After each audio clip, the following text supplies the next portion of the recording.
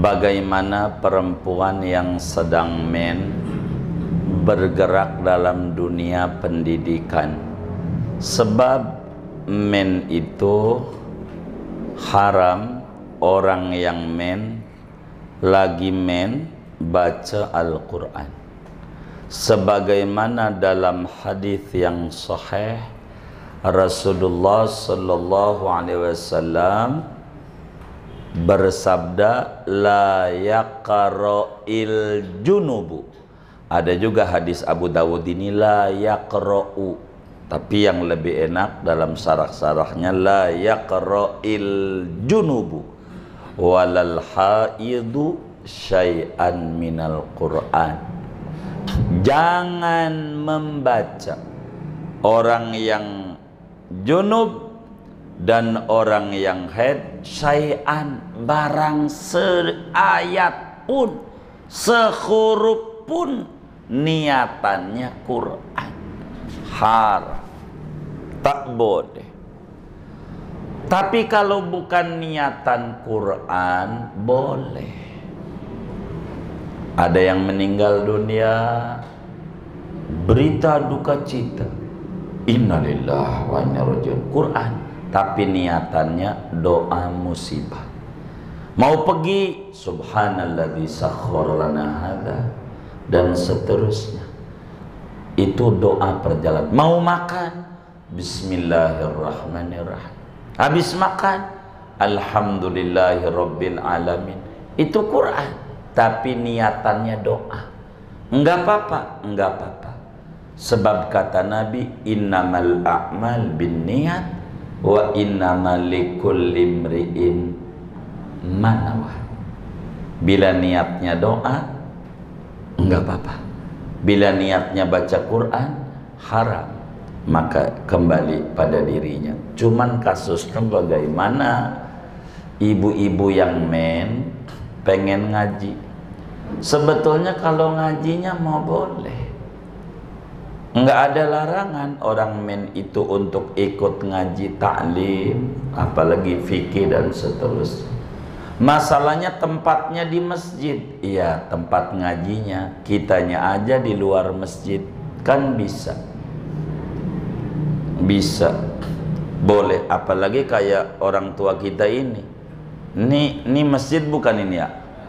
Bukan. Artinya kalau Jumat dipakai sholat, kan kira-kira begitu. Begitu ya. Tapi tempatnya masjid bukan ini. Oh, niatnya untuk masjid. Niatnya. Kalau diniatin ini masjid, orang duduk di sini haram. Guru lagi lewat, kalau dia diem di sini rapatnya dosa. Kalau ini majlis taklim, cuman kalau nggak muat jadi masjid. Begitu.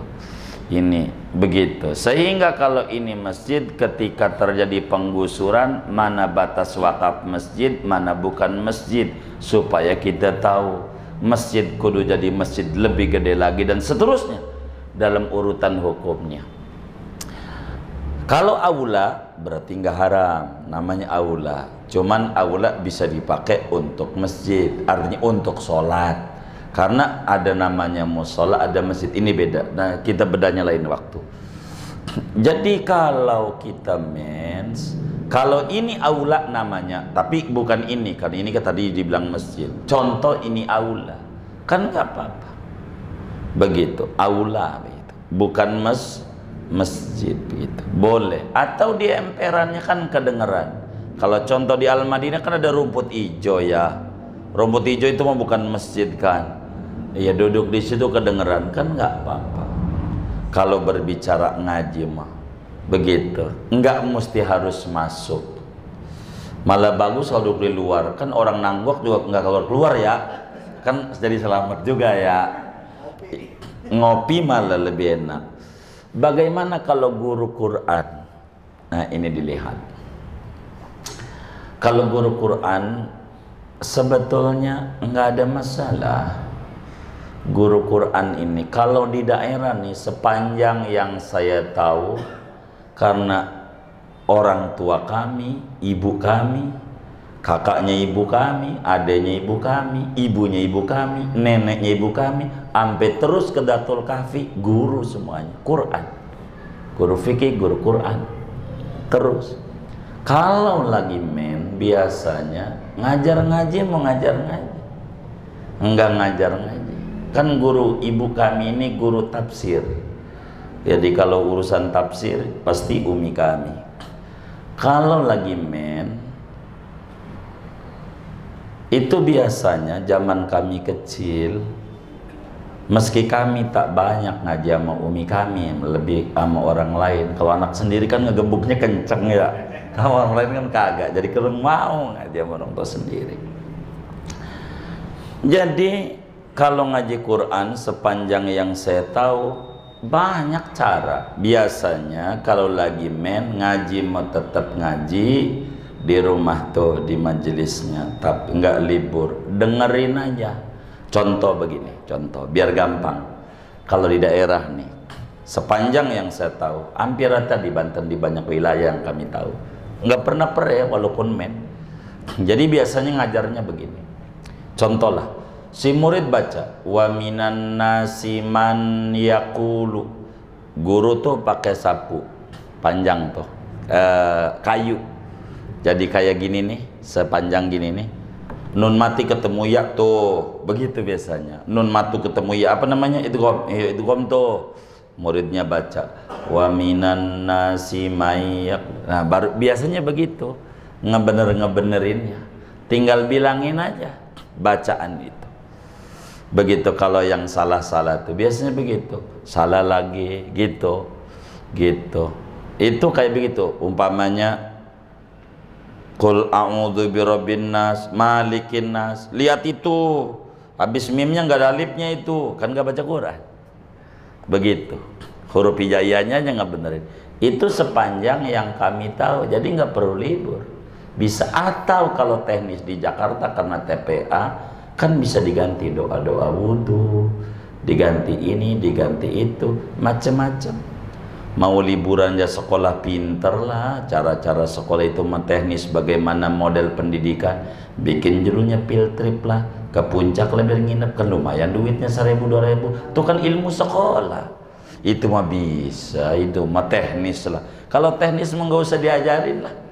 Kalau teknis itu kan teknis, bagaimana ngajarin perukunan, ngajarin sifat 20 lagi men, itu bisa. Di daerah itu kerjaannya begitu, lagi men ganti perukunan gitu. Kalau bahasa Jakarta ada pun fardu wudu, yaitu ada 6 niat, caranya niat, ada macam-macam. Kalau di Indonesia kira-kira yang saya dengar tuh kalau perukunan kayak begitu. Cuman bagaimana yang menghafal Al-Quran? Nah ini dia. Jadi masalah nih di Quran, kalau enggak ngadaras sama sekali bisa hilang. Begitu. Kalau ngederes lagi men, ini ada 2 madarat, 2 mafsadat namanya. Maka dalam kaidah hukum, sebagaimana dalam Asbah wan Nadzair, Imam Jalaluddin Suyuti menyatakan, idza ta'aradul mafsadatani ru'iya akhafuhuma mafsadatan. Bila ada 2 hal negatif bertabrakan, ambil yang teringan negatifnya.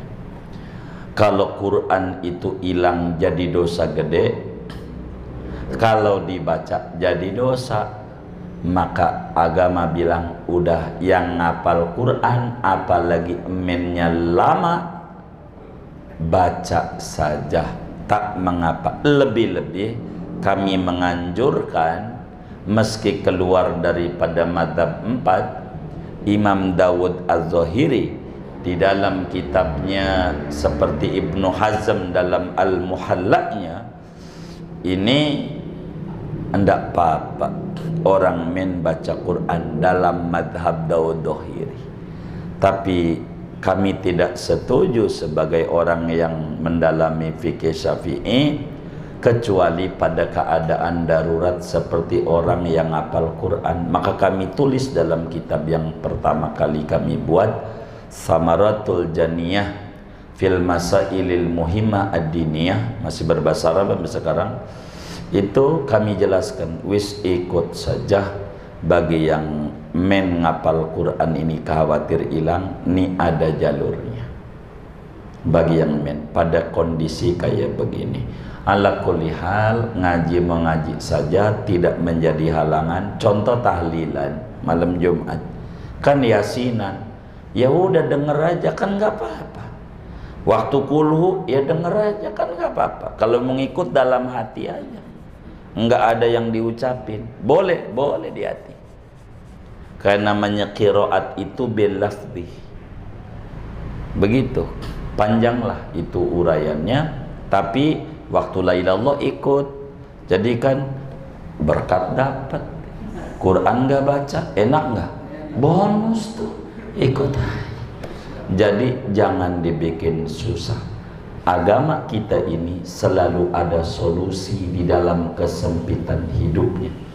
Itulah keluhuran ajaran Sayyiduna Muhammad sallallahu alaihi wa alihi wasallam. Oleh karena itu, bagi yang guru TPA harus pandai mengelola. Mohon maaf kalau alif ba ta enggak apa-apa, bukan Quran. Bapakmu begitu, apa aja dah tuh. Yang suka begitu-begitu kan suka ngaji begitu tuh. Iya, terserah. Begitu. Itu silakan saja.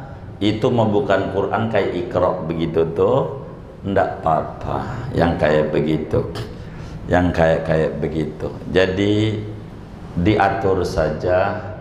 Bagi yang guru-guru Quran itu harus pandai mengatur untuk, atau kalau kita pengelola TPA tempatnya di masjid, yang lagi disuruh di luar, atau gaji nggak dipotong, kayaknya mau nggak? Ya kita harus bijak saja. Ini teknis, wilayahnya bukan prinsip, sehingga kalau teknis agama tidak begitu banyak mengatur. Pandai-pandainya kita mengelolanya saja, karena ini berbicara teknis. Kurang lebih itu yang mampu kami jawab. Wallahu a'lam. Baik, Pak. Assalamualaikum warahmatullahi wabarakatuh. Waalaikumsalam. Mau tanya berkaitan dengan makanan malam itu orang yang sholat berjamaah ke masjid membawa anak kecil yang belum menikah itu pakai gasa. Bukan gasa, bukan, keliru. Jadi kalau bawa anak kecil yang belum hitan, bukan belum hitannya, yang masih ada najisnya, lalu gendong sama kita, maka bermasalah pada sholat kita. Bukan bawa anaknya, tapi menyentuh kitanya. Wong syarat sholat kudu suci dari najis. Bagaimana kalau di masjid Nurul Yakin ini ada anak-anak yang belum diikat, terus usianya sudah di atas 9 tahun, lalu dia sholatnya di depan paling depan, itu bagaimana hukumnya? Jamaah yang lain apa kena imbasnya atau enggak? Bukan, jadi yang harus difahami betul sama kita, supaya kita tidak kemudian hukum agama menjadi sempit. Hukum agamanya menyentuh kita, mau dia di depan, mau dia barisnya di belakang, mau di mana aja. Nih belum hitam, kita tahu dia enggak bener ceboknya, kita tahu. Kalau orang lain mah jangan dipikirin, mungkin orang tuanya udah ngaji, cucu kita aja dulu. Yang paling gampang, yang ada hidup bersama kita. Kita rajin gak tuh sama anak kita kalau kencing diginiin? Ini dulu yang paling mudah buat kita. Kalau kita udah kayak begitu, maka cucu kita boleh. Adapun anak orang lain, itu tugas agama orang lain. Maka kalau tidak menyentuh kita, tak mengapa. Begitu. Ini berbicaranya menyentuhnya. Nanti kalau nggak boleh, nanti kasihan sekolah kudu tutup, anak-anak kudu sholat, latihan sholat, repot lagi.